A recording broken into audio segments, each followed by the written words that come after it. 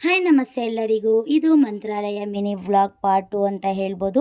ಬೆಳಗ್ಗೆ ಎದ್ದು ರೆಡಿಯಾಗಿ ನಿಯರ್ 5 ಪ್ಲೇಸ್ ಇತ್ತೆ, ಅದನ್ನು ನೋಡೋಣ ಅಂತ ಹೇಳಿ ಹೋಗಬೇಕಾದ್ರೆ ಫಸ್ಟು ಬಂದು ರಾಯರನ್ನ ದರ್ಶನ ಮಾಡಿಕೊಂಡು ರಾಯರಿಗೆ ಕೈ ಮುಗಿದು ಹೋಗೋಣ ಅಂತ ಬಂದ್ವಿ. ಇವತ್ತು ಏಕಾದಶಿ ಆಗಿರೋದ್ರಿಂದ ಸಂಜೆ ರಥೋತ್ಸವ ಇತ್ತು, ಹಾಗಾಗಿ ಮಹಾಮಂಗಳಾರತಿ ಪೂಜೆನ ಮಾಡ್ತಾಯಿದ್ರು.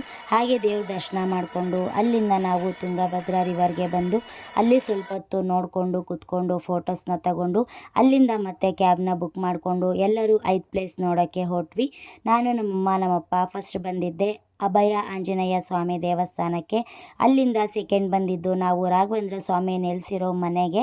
ಅಲ್ಲಿ ಬಂದು ನೋಡಿಕೊಂಡು ಅಲ್ಲಿಂದ ತಿರ್ಗಾ ವಾಪಸ್ಸಾಗಿದ್ದು ಪಂಚಮುಖಿ ಆಂಜನೇಯ ದೇವಸ್ಥಾನಕ್ಕೆ.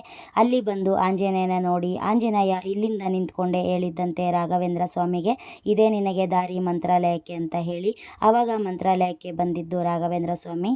ಅಲ್ಲಿಂದ ಅವರು ಮಲಗಿದ ಹಾಸಿಗೆ ದಿಂಬುನ ನೋಡಿಕೊಂಡು ಅದು ಒಂದು ದೇವಸ್ಥಾನ. ಅಲ್ಲಿಂದ ರಾಘವೇಂದ್ರ ಸ್ವಾಮಿ ತಪಸ್ಸು ಮಾಡಿರೋ ಜಾಗ ಇದು. ತುಂಬ ವರ್ಷ ಇಲ್ಲೇ ತಪಸ್ಸು ಮಾಡಿದ್ರಂತೆ, ಹಾಗಾಗಿ ಇಲ್ಲೂ ಬಂದು ದರ್ಶನ ಮಾಡಿಕೊಂಡು ಅಲ್ಲಿಂದ ಮತ್ತೆ ಕ್ಯಾಬ್ನ ಬುಕ್ ಮಾಡಿಕೊಂಡು ತಿರ್ಗಾ ವಾಪಸ್ಸು ಮಂತ್ರಾಲಯಕ್ಕೆ ಬಂದ್ವಿ. ಆಲ್ರೆಡಿ ನಮ್ಮ ಬಸ್ಸು ರೆಡಿಯಾಗಿತ್ತು. ತಿರ್ಗಾ ಬಸ್ಸಲ್ಲಿ ಕೂತ್ಕೊಂಡು ಅಲ್ಲಿಂದ ಬೆಂಗಳೂರಿಗೆ ವಾಪಸ್ಸಾದ್ವಿ. ಇದಾಗಿತ್ತು ಮಂತ್ರಾಲಯದ ಸೆಕೆಂಡ್ ಮಿನಿ ವ್ಲಾಗ್.